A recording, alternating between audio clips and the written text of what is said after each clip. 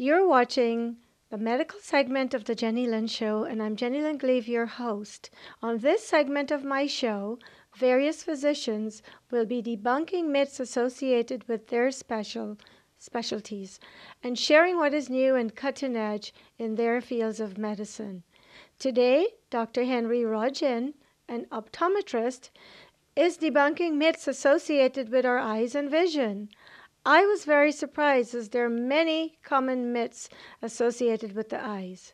Is sitting in front of a computer screen for long hours damaging to your eyes?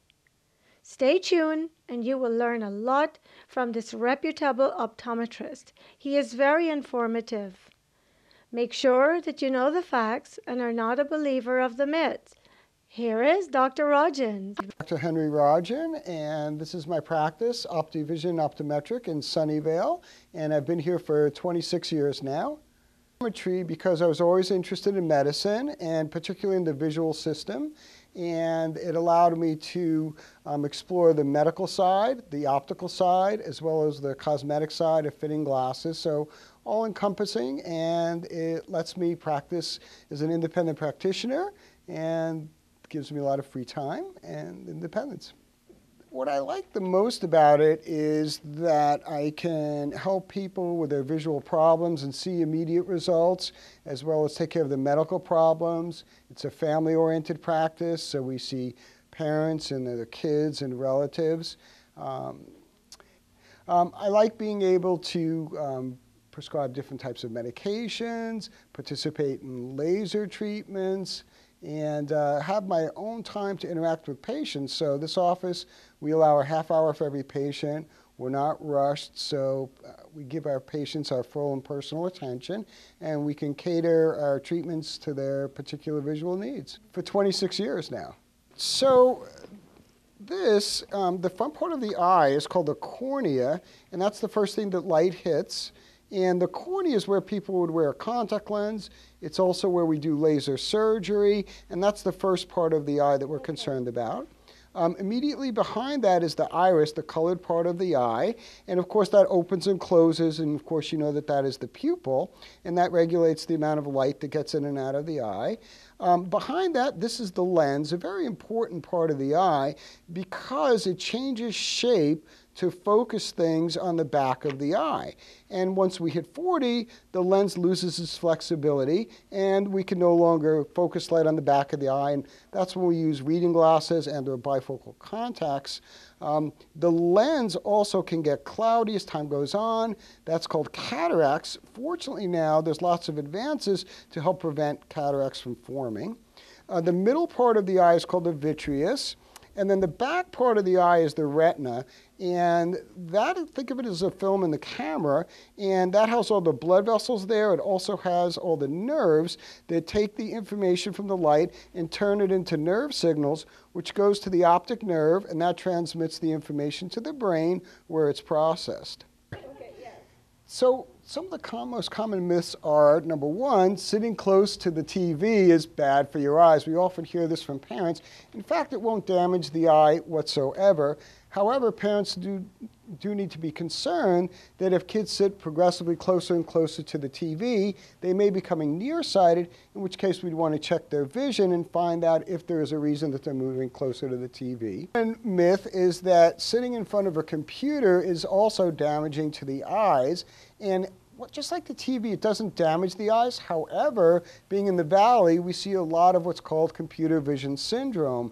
And that encompasses people getting dry eye, irritated eyes, tired eyes. And we have lots of ways to take care of that. We use special glasses to help focus on the computer. We use anti-glare screens.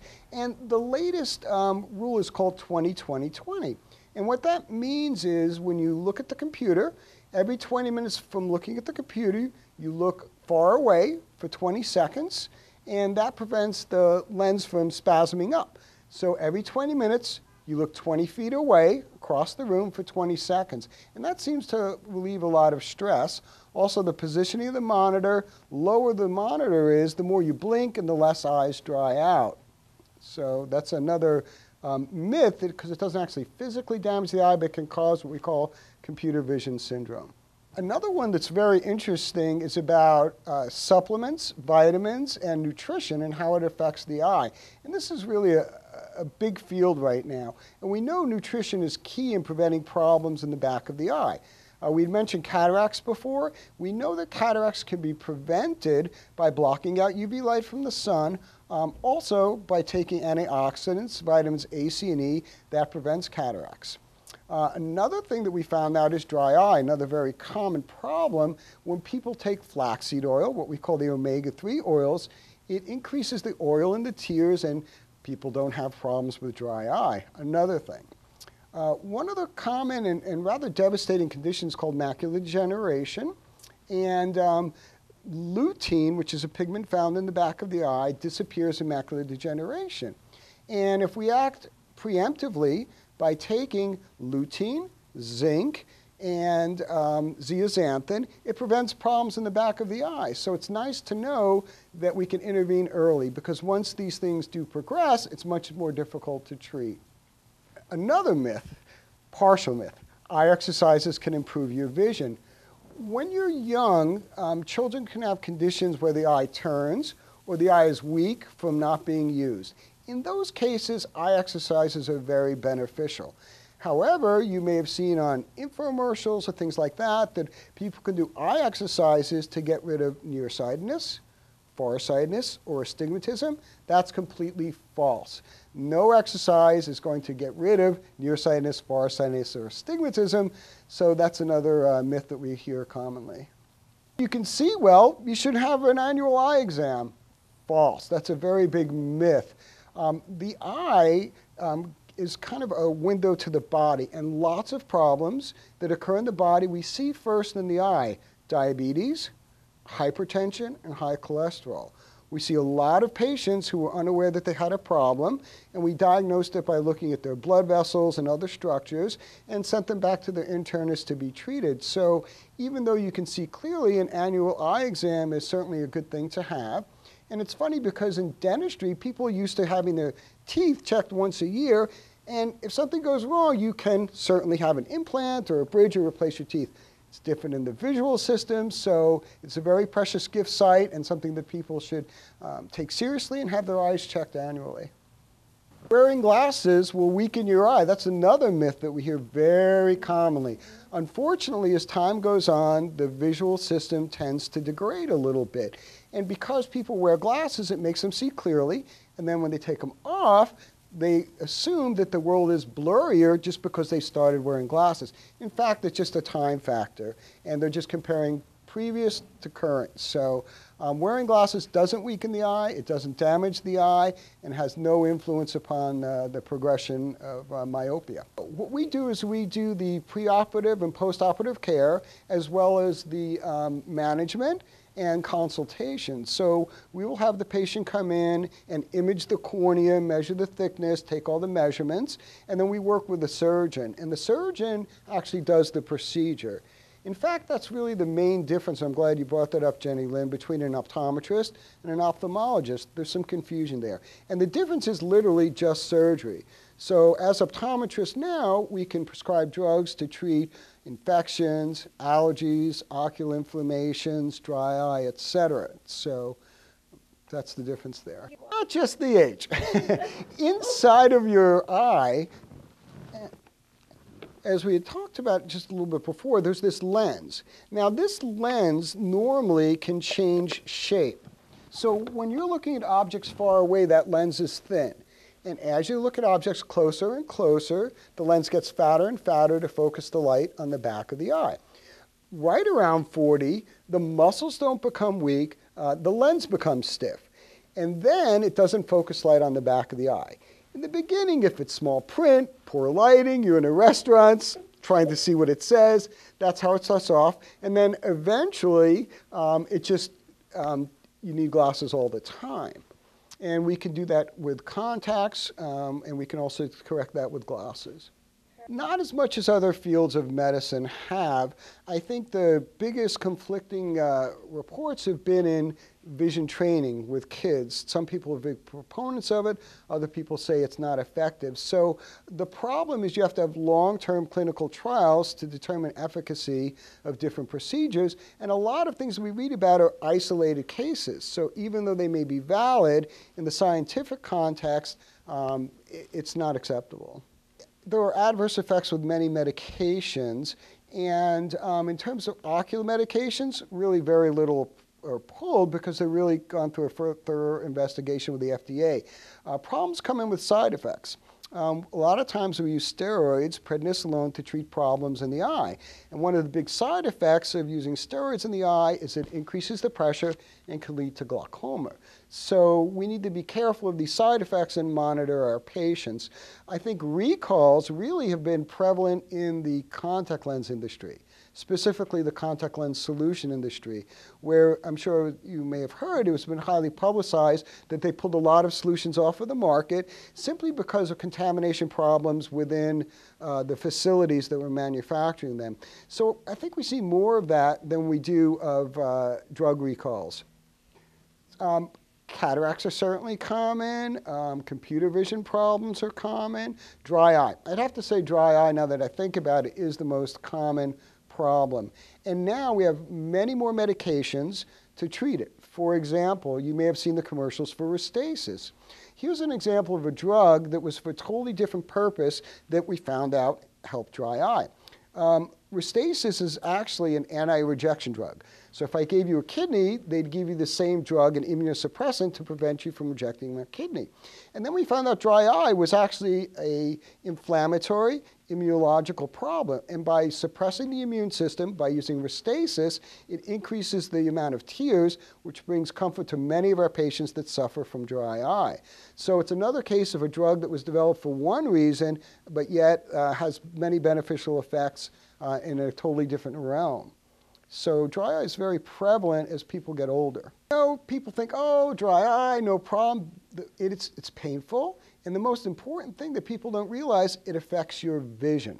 So the cornea, the front part of the eye, which we were discussing before, is normally clear.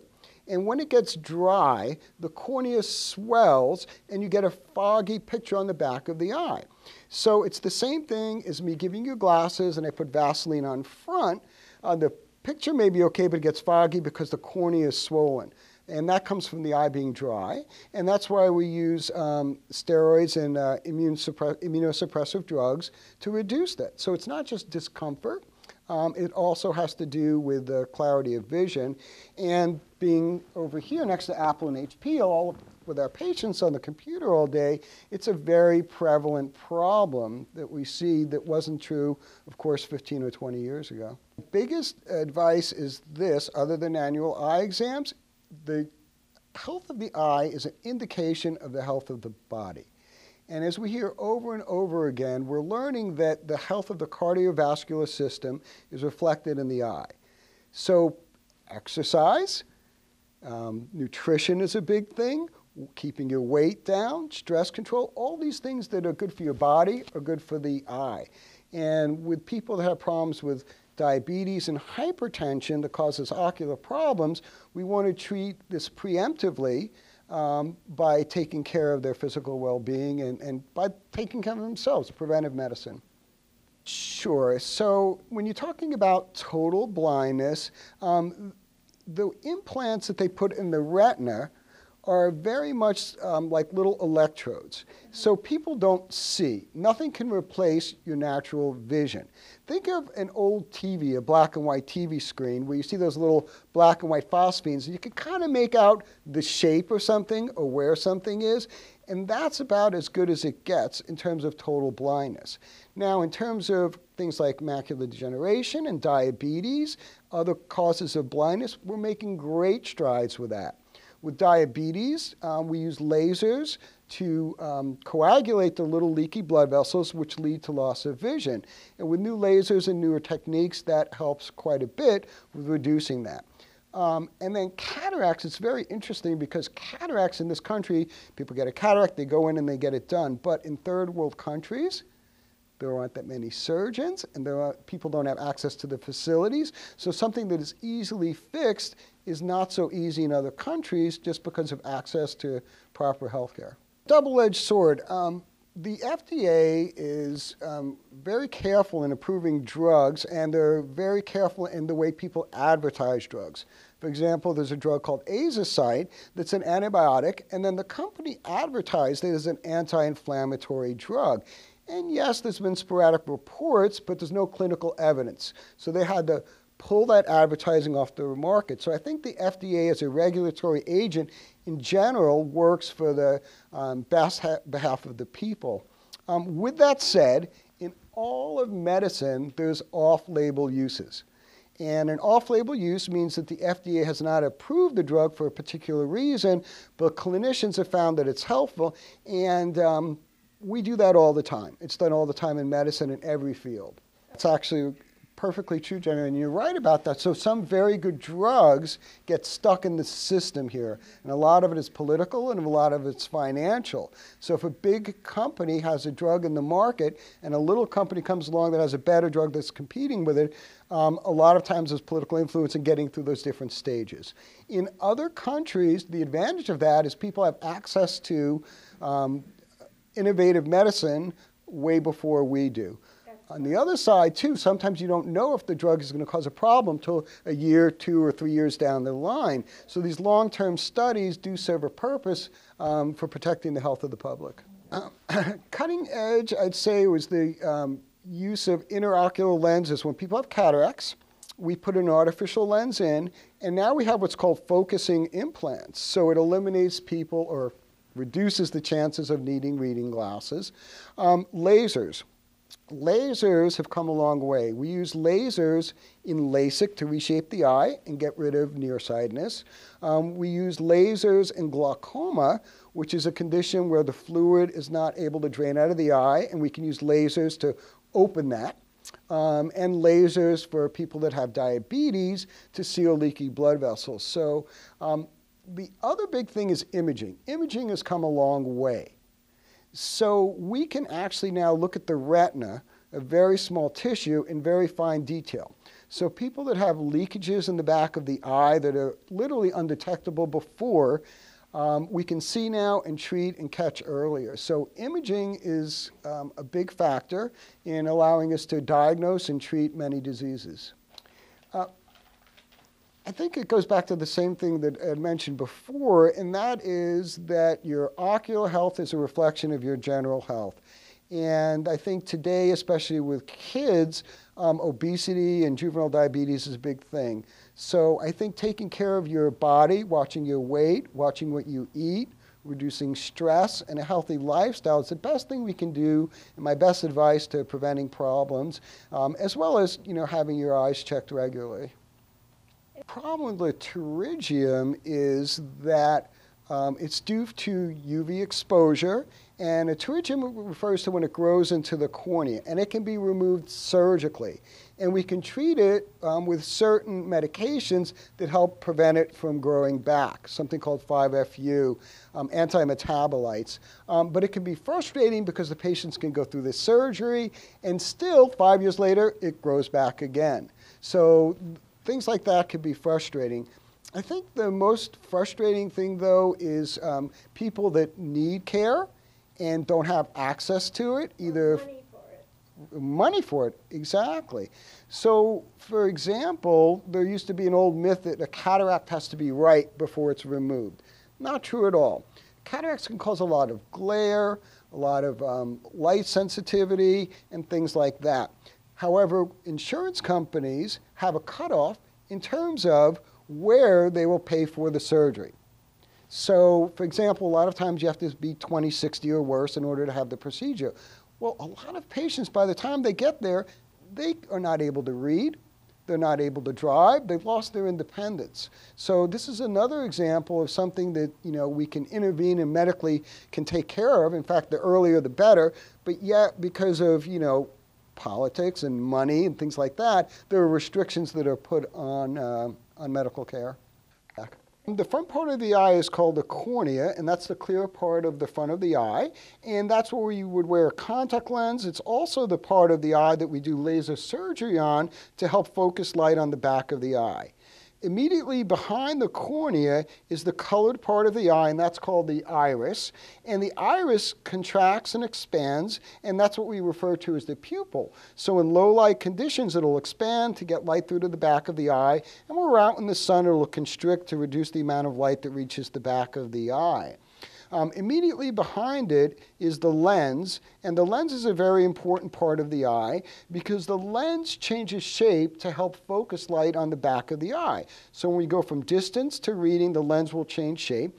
And once we hit 40, this lens actually becomes more rigid, and people lose the ability to focus light on the back of the eye, in which case we'll use glasses and/or contacts. The middle of the eye is filled with a viscous fluid called the vitreous, and that contains nutrients that supply the eye. Behind the eye, that's the most important part, that's called the retina.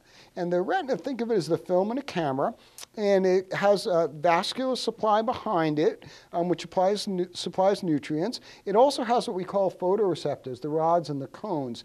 And what that does, the retina, it transmits light information into neuroelectrical information. And then that's transmitted from the optic nerve to the brain, resulting in vision.